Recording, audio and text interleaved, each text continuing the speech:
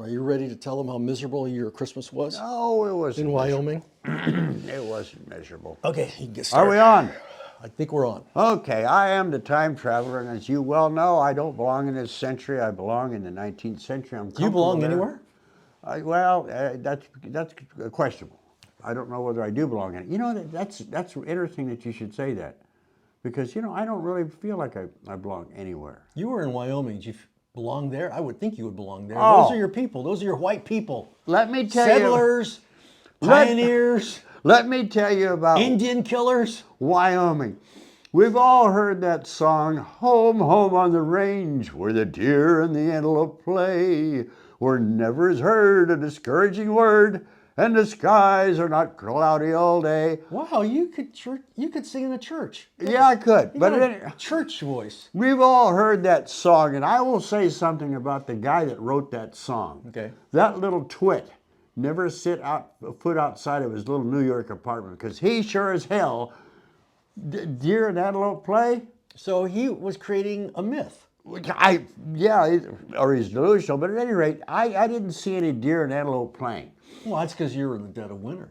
What I saw was antelope out there in the prairie out there scratching through the snow to try and get any kind of anything to eat to survive the day, hoping the hell they wouldn't freeze the next night to death. And then as far as the discouraging words, yeah, I had a lot of discouraging words. God damn, it's cold. Smoke outside. Don't smoke in the house. Yeah, well, of course. Remember to no, shut the door. Shut the door. My kids told me if I wanted to smoke out inside, I could, but I don't do that in other people's. How would you like it? What would you have to say if I lit one up in your living room, huh? Huh? You know, you wouldn't have her typing your articles anymore. That'd be the end of that. But here's the thing: did they scold you for leaving the toilet seat up? Because you live by yourself. I Right? peed outside. Oh, nature pee. Yeah. Those are the best kind. Yeah. Anyway, and the other thing was, the skies are not cloudy all day. The sun came out. But let me tell you about the sun in Wyoming. You might as well put your hands up to a refrigerator light bulb for all the heat you're going to get out of it. But at any rate, it was Wyoming. It was Wyoming in It was winter. purely a decoration. Yeah, the sun was. Thank you very much. Like a decoration. Sun was. Oh, wasn't that nice? So in other words, what you're saying is you didn't get any vitamin D for that Well, yeah, I guess you for get it. that True. kind of red flesh skin of yours. That's called high blood pressure. Leave me alone. Okay. Anyway, Sorry but about that. no, it was okay. It was nice. It is Wyoming in winter, and so if you say two words, Wyoming, winter, that describes. Anybody can fill in the details for themselves. Yeah. But it Gold. was. Well, I'd go out front. Gold. In the morning, I like even in Wyoming, in the summertime when I've been out there, I like to go out and pour myself a cup of coffee, roll a couple of cigarettes, and drink my coffee and smoke a cigarette outside. But there it was probably about 3 or 4 or 5, 6, 7 degrees. It kind of takes some of the charm out of your morning I coffee. cannot handle that. I like the warm, but 7 degrees, not going to do it. Yeah, Not well, going to do it. Luckily, I married somebody who hates the snow, hates the winter and the snow as much as I do. Hey, honey, let's go up to Lake Tahoe where all the snow is. Yeah. No. no, I agree. I agree. All right. So anyway, that was it. It was a nice week. Oh, by the way, I'm your common sensei. Also Oh, known that's right, as yeah. Don Panchito Villa. Don Panchito, did I not introduce you?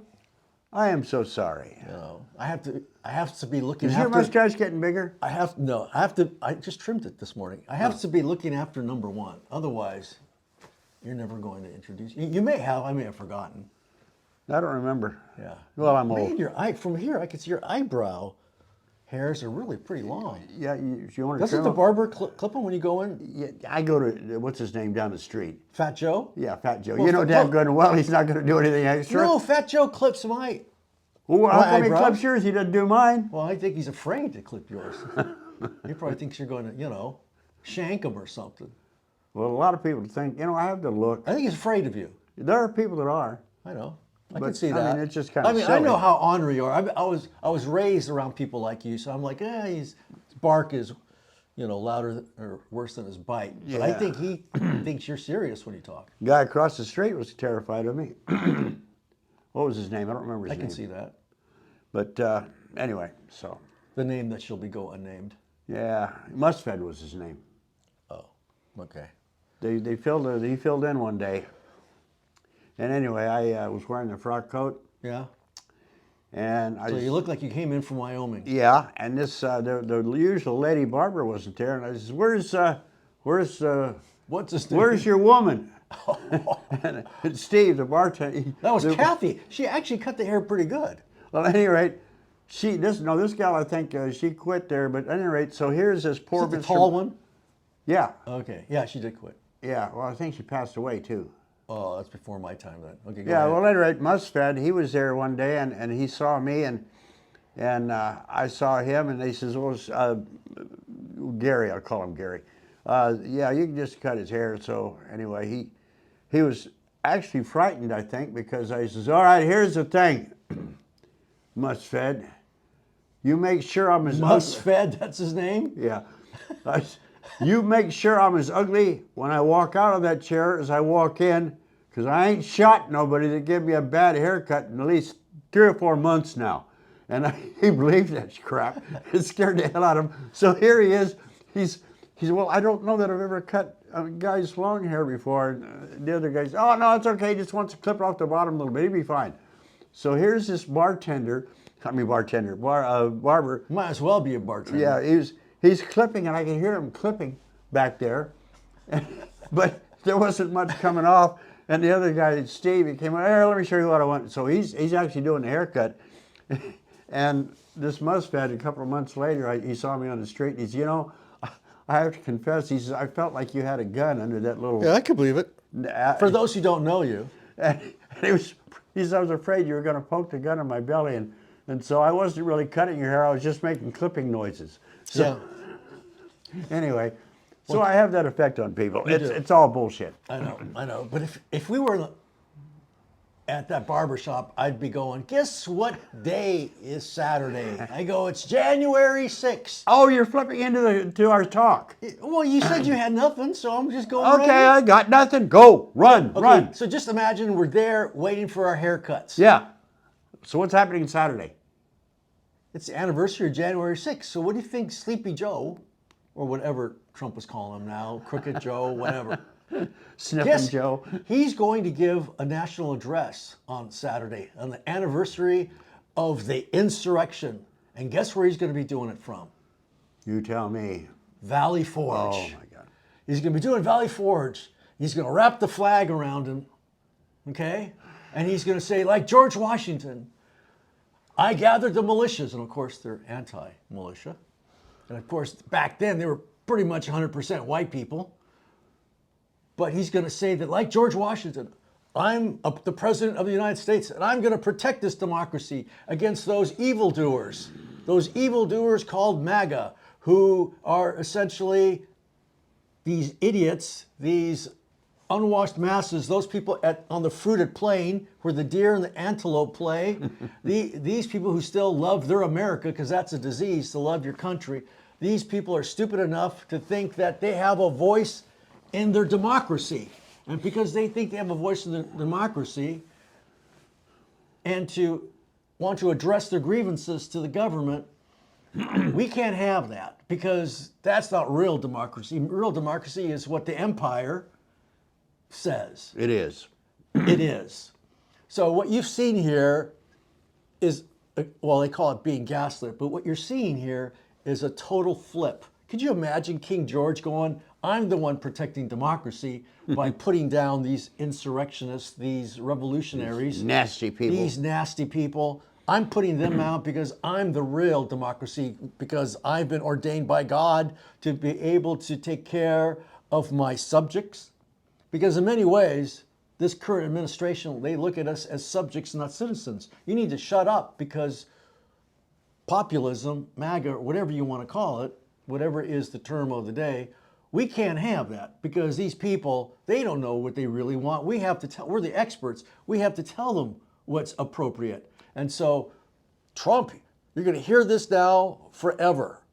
Not forever. Yeah, till the election, which will Be same forever. seem like forever, because it's going to be, 24/7, Trump is like Hitler. He's making it. He's not safe for democracy. This is now an existential crisis because Trump is now going to overturn the Constitution. He's now going He's going to have people executed. He's going to have people executed. He's a dictator. You know, you're just going to see them pile up, just like in the Holocaust. All these liberals, people like on CNBC that you like to say, or MSNBC, Whatever they are. But here's the thing. See, we're supposed to believe that a guy called Zelensky is the true Churchill, the true vicar of democracy. In fact, what would you say if Joe Biden just eliminated Fox News? I know some of you might not like Fox News, regardless. But let's say he eliminated Fox News. Would you say that person loves democracy? Of course, they're going to say, we're eliminating Fox News for democracy because we're going to protect democracy. They're fake. They're the real fake news, and they're real disinformation, and they're malinformation, or whatever new word they're going to come up with to confuse you, because that's how they confuse you with their new terminologies. So they're going to say that we're doing that to make the world safe for democracy. Would you believe that? Or you go, no, that's more of a dictatorship. Well, that's what Zelensky did in Ukraine. And some of you believe that. Some of you could believe this guy is all for democracy. He's put in jail anybody that has spoken against his rule. He's even eliminated their election. Even Lincoln, during the Civil War, had an election. You were there. You know that. Yes. And one of the generals that was under him ran against him, right? Yeah. McClellan. Well, yeah. Well, the problem I have with Lincoln was that he just destroyed the Constitution. What happened to states' rights? I have a problem with that. What was that rule? He did a couple things that were unconstitutional. You're right. Oh, a But bunch. That's a bunny trail. All to say, you're going to be hearing this mantra: make America safe for democracy. Eliminate these cultists who love MAGA, who love Trump, and these people don't think for themselves. They get their marching orders from Donald Trump, and they're going to follow anything he says. Right? Yeah, you're going to hear that. So, and check this out. Because I was talking about AI a while ago. I looked in my phone and I said, I wanted to find out more about the Battle of Valley Forge, which is an important... Yeah. Yeah. So I said, Siri, because I have an Apple phone, Siri, give me information on the Battle of Valley Forge. What do you think came up? Was it about Washington and what a struggle it was to survive? No, it was about Joe Biden talking at Valley Forge. All these articles came up. So he's now George Washington. He might as well be George Washington because he's going to make America safe for democracy. You're going to hear that mantra over. It's a psyop. You're going to hear it from everybody on news media, and you're going to see people mourning Joe, which is essentially the media for the mouthpiece of the empire. The empire right now is not going to back down. It's going to double down. Just like how they took Trump off of the ballot in Colorado and Maine. And in Maine. They're going to double. It's going to go to the Supreme Court. It's the only thing they have. Hey, you might as well be at the casino and just kind of roll it because you really don't know what's going to happen. People say it's a done deal. They're going to overturn it. You don't know that. You know? Yeah. Because we got this thing called blackmail. One of our congressmen says, oh yeah, blackmail's going on in Washington. They go on these foreign trips, get them naked in a hotel with a hooker, and bada bing, they're about to vote, and they get a little tap on the shoulder. You wouldn't want your wife to see this, would you? It's like the watching The Godfather. You know, Exactly. you wouldn't want your constituents to see this, would you? Yeah.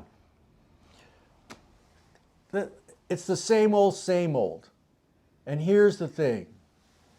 You got a lot of churches right now that just want to just keep on praying, and I don't have a problem with praying. You have a problem with praying? No, but the problem is they think God's going to take care of everything. They just want to pray, and there's an old saying, all heavenly minded and no earthly good. So they're all getting everybody just to pray for peace, and I'm all for that. But they forget about how, if you read the Old Testament, how God and those people who believe God were involved in government. There's this great book. Have you ever read the Bible? Have you ever read the book of Nehemiah? Well, I may have at one time or another. I kind of pick through it once in a while. It's my bathroom reader. Are you one of those guys who just kind of opens it up and just kind of goes there and go, the Holy Spirit gave me that scripture? Because Oh, I no, just I opened don't- it up and I don't do that. You don't do I that? just I use the Bible in my just everyday, like the like one a I door, like like to a use. doorstop. No. I use it once in a while, like if somebody was, I was trying to make a point to somebody, Okay. and they sit there and they kind of poo-poo what I'm saying, although what I'm saying is really smart. But I always say, cast ye not pearls before swine. Oh, that's a good where one. I use the Bible. That's a good one. Well, let me just give you, for those who got, maybe some of you may know the story. There's probably a couple of you that don't. But Nehemiah becomes a governor of Jerusalem. He's with the king. He gets excused to go back to help rebuild the temple walls. Okay, and a lot of Jews, Israelites, they were called at that time, have come out of captivity to live in that area. Well, they need protection, right? So they're rebuilding the walls that were essentially destroyed by the Babylonians. Okay. Well, and you read in Nehemiah that as soon as those people get back, guess who starts abusing their own people? They're called the rulers and the officials. I'm sorry, the officials and the noblemen. So the rich people and those who were ruling over them as officials. And Nehemiah is a governor. And what did these people start doing? Well, they start taxing them and burdening them. Did I say that right? Burdening is, yeah, it's close enough. Yeah, with high taxes. So what did people do? They started mortgaging their homes, their vineyards, their land, just so they could pay the taxes. And a lot of them default. So they start losing their land and they start losing their vineyard, which is part of making their money, right? Food and drink, metaphors. And it gets so bad that their daughters and their sons have to be sold into slavery to work because their taxes are so high, and they start defaulting. And so finally, Nehemiah steps in and he rebukes the rich people, and the officials. So one Jew starts rebuking fellow Jews, say, you guys are doing something totally wrong. You're doing kind of what we escaped out of captivity, and now you're putting your people back in captivity, and this shouldn't be. And so what Nehemiah does is, fancy this, he starts giving them loans so that they can repay their taxes. It makes it easy on the people so they can get back their land, get back that which they own. And he's a good governor. He cares for the people. What would you call that? That's populism. He cares for their people, okay? Because the people cried out, and their representative, in this case Nehemiah, heard him. So that's what populism is. No, well, populism is it's not true populism if you really want to get very technical. But You don't have to. he really represented what the people wanted, as opposed to saying, well, I'm in power here because if I don't side with the noblemen, and if I don't side with the officials, they're going to oust me. He didn't care about their power. He cared more about what God favored, which was good justice, and he cared about his people. And that's what we're missing now in Washington, because the richest counties. Oh my I don't know God, if they you know got this, more money there in Washington than anywhere else in the country. Time travelers, they're the richest counties in America. And what are they working for? They're working for supposedly for us. And I was over at Save Mart. Yeah. Okay, I used to love. Okay, they put all the type of crappy stuff to eat right there at the checkout stand. Of course right? they do. Yeah. And I would grab Doritos. Naturally. And I hated paying the $1.50 back in the day, because I remember when I used to buy it for, I don't know, 50 cents or less than $1, right? It's $1. No, it's $2.50 now. It's gone up 60 cents. Yeah. Well, right when Trump left, it was $1.80, $1.90. Now it's $2.60. And then I used to love Almond Joy bar, and I was like, I was just in that mood. I think I might get an Almond Joy. Right. Guess how much it was? No, I don't know. $2. Well, they keep saying that inflation is going down. So Where? I'll tell you, time traveler, stuff like that just changes my opinion about how things are getting better. Well, I mean, there's some people who are paying that, I hear people but say this that all. hombre is not going to pay that. I hear that. I hear that all. Oh well, you know, Robin the other day said, well, you know, the economy's really going. Maybe Wall Street's happy. I don't think Main Street is all that happy. Well, they're just printing all this money and getting it all out there. And there's a lot, I'll tell you, it just came out in December. We're now past the point of people that are in debt with their credit cards. Yeah. That can't go on. No. So And our government is doing the same thing. It's doing the same thing. We cannot continue this crap. And people have been programmed to go cashless. I Yeah. try to pay with as much cash as possible. Yeah. That's how I fight back. Yeah. Which people have been programmed, charge it, and that's how most of the bills are being paid. In fact, all the studies have now shown that a lot of the purchasing out there is through all these delayed programs. That's another thing. Okay, you buy now, don't have to pay till April. Yeah. Don't have to pay back till April or whatever. Right. So this can't go on. And okay, here's the other thing. So you've got Biden, aka George Washington. He's going to be at Valley Forge, right? Mr. Courageous. And guess where they're going to be? Time traveler. Look at me. I'm looking at you. Guess where he's going to be the following week with Kamala Harris? Oh, he and her both? Both. Oh, the genius vice president? They're going to be at that black church where that white guy To killed. try and divide everybody more? South Carolina, they're going to go to that black church where that white guy killed a bunch of black people during a prayer service. And he's going to talk about you people, white supremacists. Not him. He's a good white man. You know, Hunter Biden, he's the good white son. But he's going to talk about you bad white people.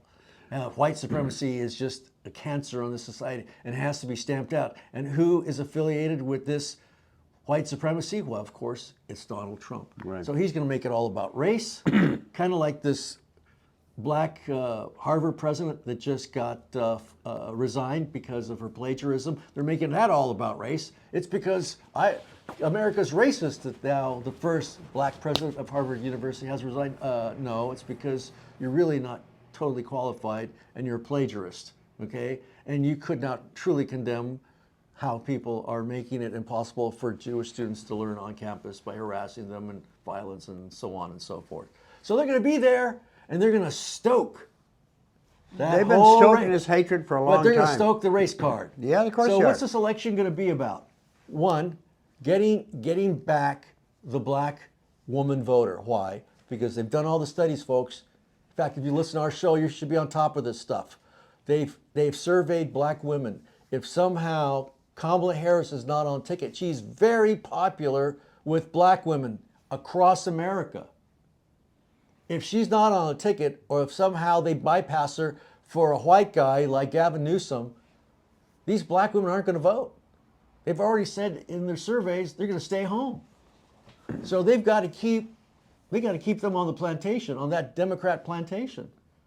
So they got to secure that. But next, you're going to see them kind of get the Latino people. How they're going to do that, I don't know. They'll probably go down at the border and see what the wicked Trump people have created. Of course, they're just letting them. Have you seen those images of those migrants? Well, they're not coming to- migrants.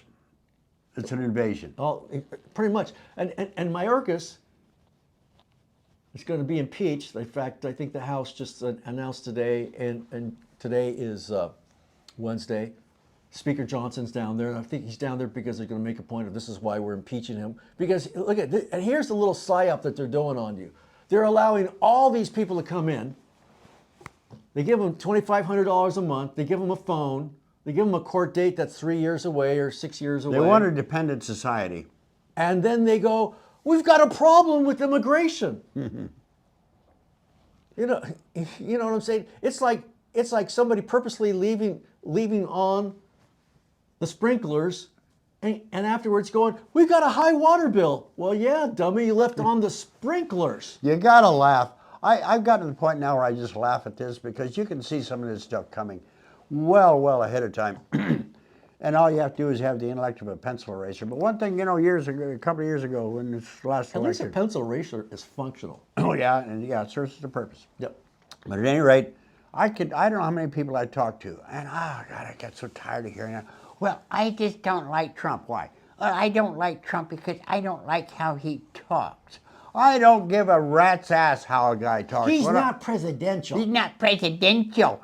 The problem is I don't care what a guy says. What I want to know is what does he do? And you can list all the things if you want to list them all. I mean, whether you like Trump or you don't. You know what? We're not voting for somebody. We're not voting Mr. Rogers or a Methodist minister into the White House. That's not who we need. But nonetheless, I don't know how this is all going to shake out. But the problem is, if you look from the very beginning, well, what did Trump run on? What did it? Very first, he came down to Golden Elevator, whatever the hell they call that, and he says, I'm going to build a wall. And everybody's, oh, you can't build a wall. You sell bigger ladders. Maybe they made fun of him. And they fought him every last inch for that wall. But the other thing he did, too, was we had oil prices pretty low. Why? One of the reasons he opened Keystone. We had so many things. Oh, and the other thing Although was... there is more oil being pumped out now. Yeah, but on private land. Yeah. But at any rate, the government, he also got the Mexicans to do something about he got them through sanctions, or whatever you call it. He got them to put in 30,000 Mexican soldiers. Was that Title 42? He kept them in Mexico. Kept them in Mexico. Of course, now they're not coming from Mexico. I was talking to a Mexican the other day. He's from Mexico. He says, well, we're not coming up here anymore. We look stupid to you. They're coming from Nairobi and everywhere else in the world. Yeah. Oh, yeah, but they're not coming from Mexico anymore. No. They've got it good. In fact, I heard one interviewed on Real America's Voice. They're coming now because they think if Trump gets in, it's going to get shut down. It's going to get shut down. They're telling you why they're doing it. And guess what, folks? They'd rather come. Right now, it's about. I heard over in Phoenix, around that, it's about 67. Those are perfect conditions to come across the border. Because if they wait for summertime, it's going to be 110? Yeah, they don't want to come. They don't want to come then. They want to come right now.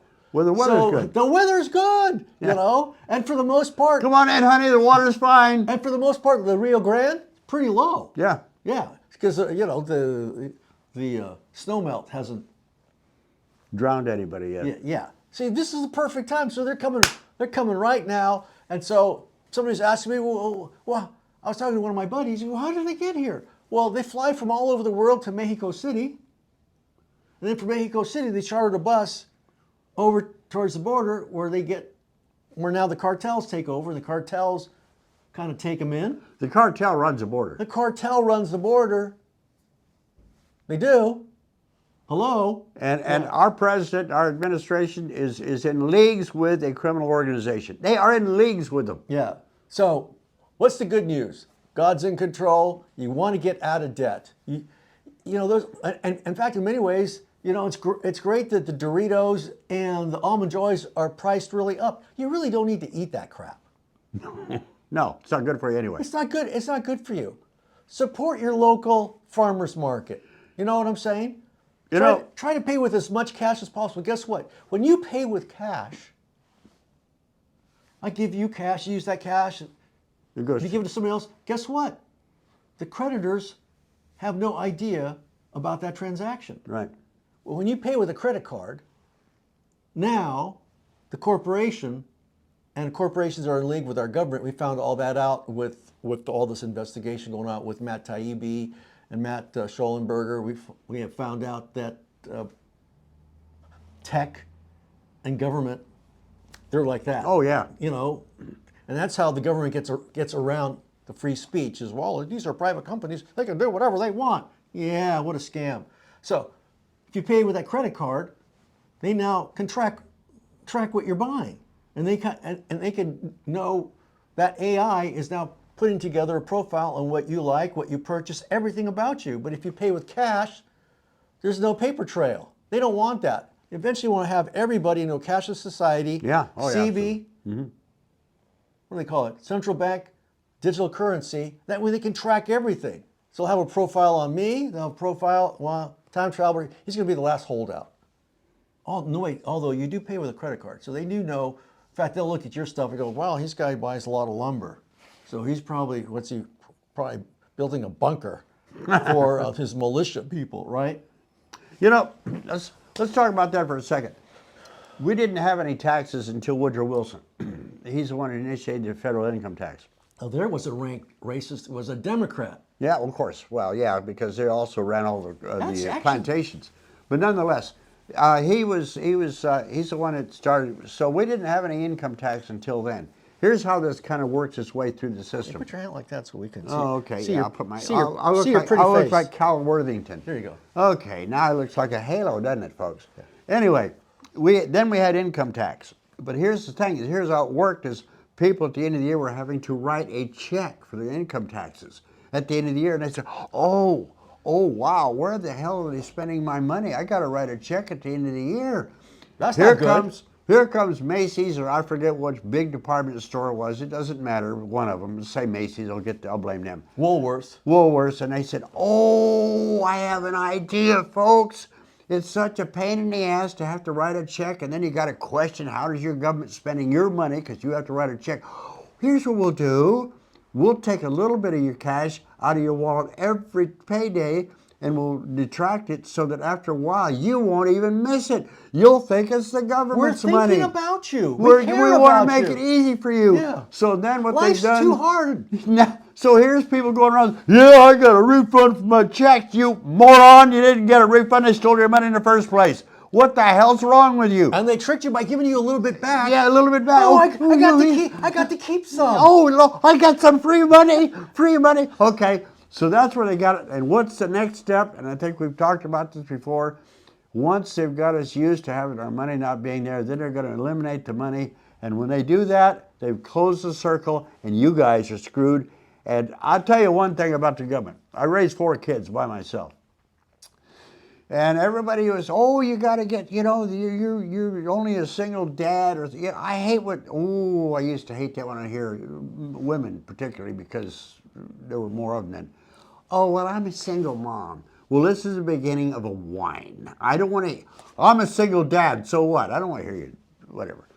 But at any rate, because, well, you can get free buses and you can get free lunches and you can do this, you can do that, you can get the other thing, all because, you're a single dad. I said, "No, you take that and shove it up your ass, because the minute you take something from the government, they own you, period." That's true. That's really And true. That's why there's certain colleges have not taken any federal funds because as soon as Because the government owns them. Because the government owns them. Yep. And So take nothing that you can avoid taking from your government because they want to own you. That was it. That's all I got. You want to go on? Shall we go on? How long was this? I have no idea. I did have something important to say. Oh, well then please. I don't know if it was about digital currency.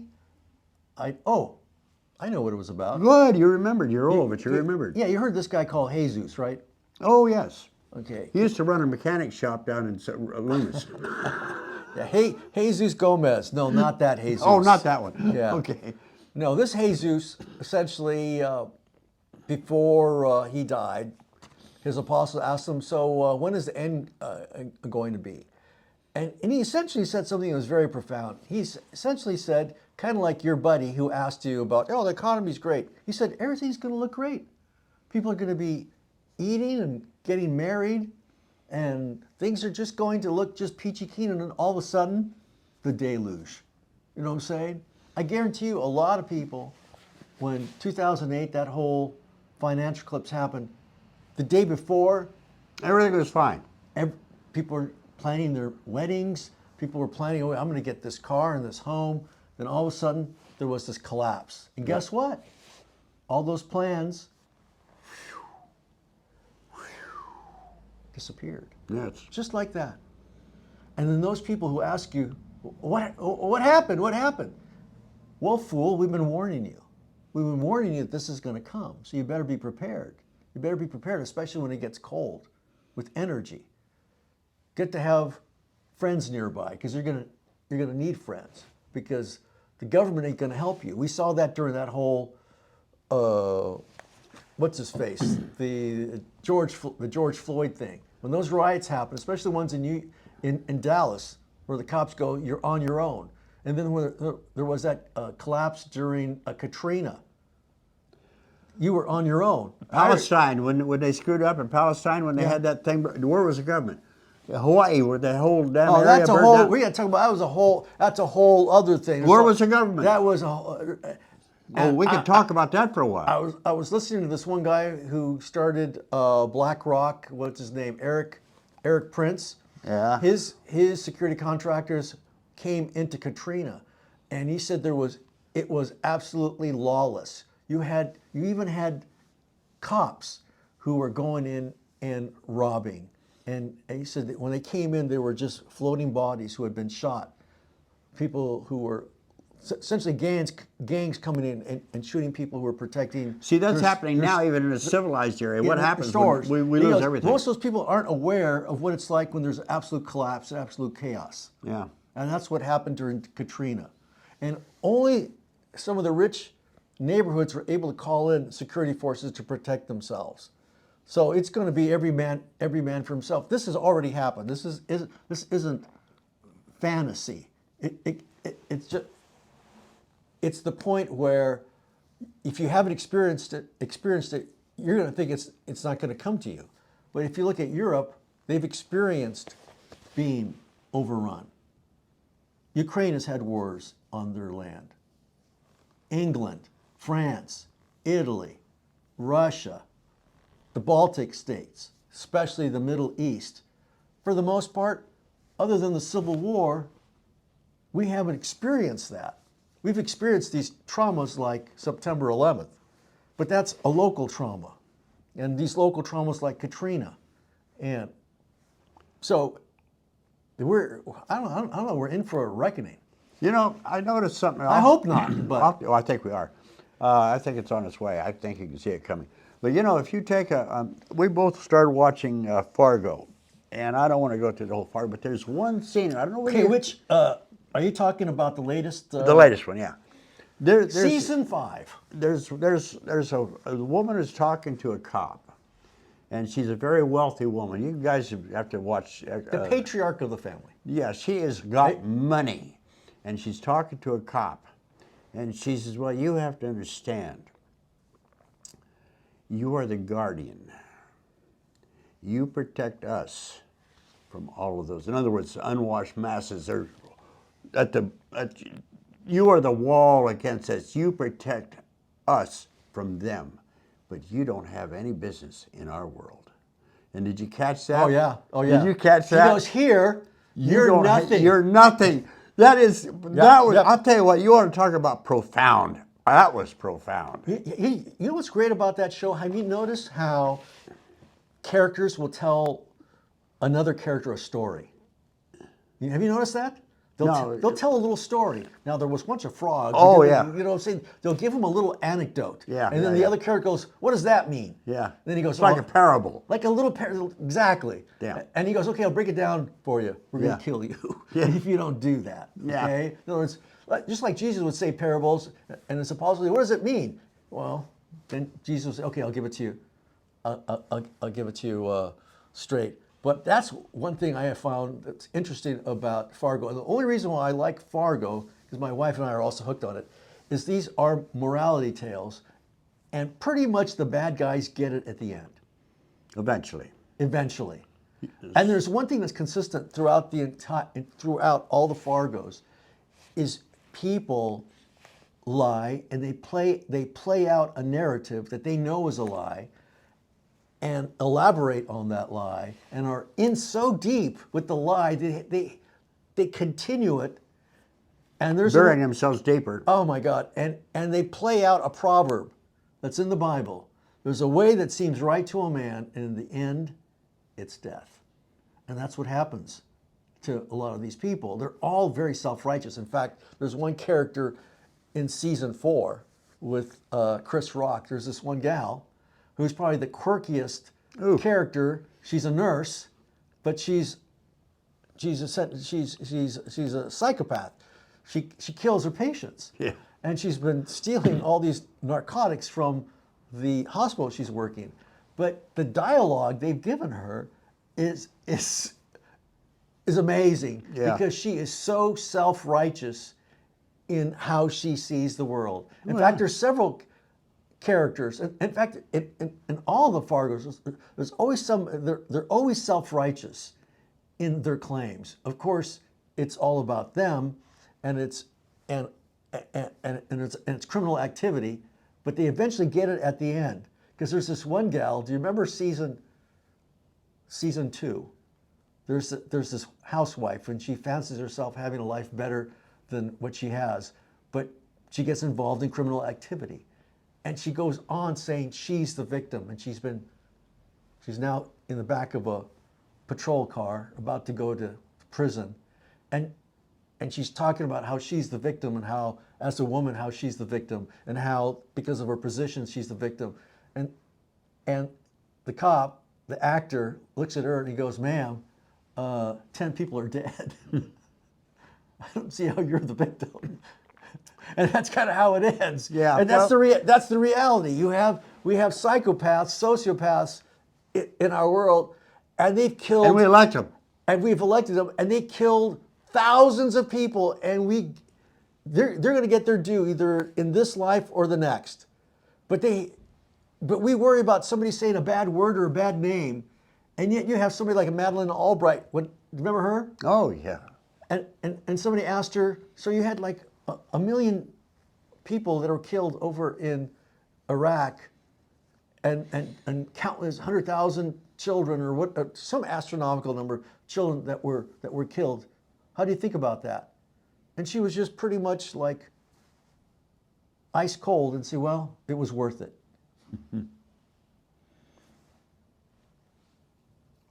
So if you want to read about why war is profitable, Smedley Butler, War is a Racket. Yep. Get that. You can get it online on his PDF. Very fast read. One of the highest decorated Marines before World War II eventually saw that, hey, we're sending our sons and daughters to fight for corporate America. We're not fighting for democracy. And so here was a man who put his body on the line and said, this is all a giant grift. So he wrote a book. Yeah. War is a Racket. It is. So That's we were it. just like, I'm sorry for doing that. We were. Don't touch me there again. I ask you again. I kind of like to sit up. We're like in a barber shop. Are we done talking? We're done talking. Okay, good. Oh.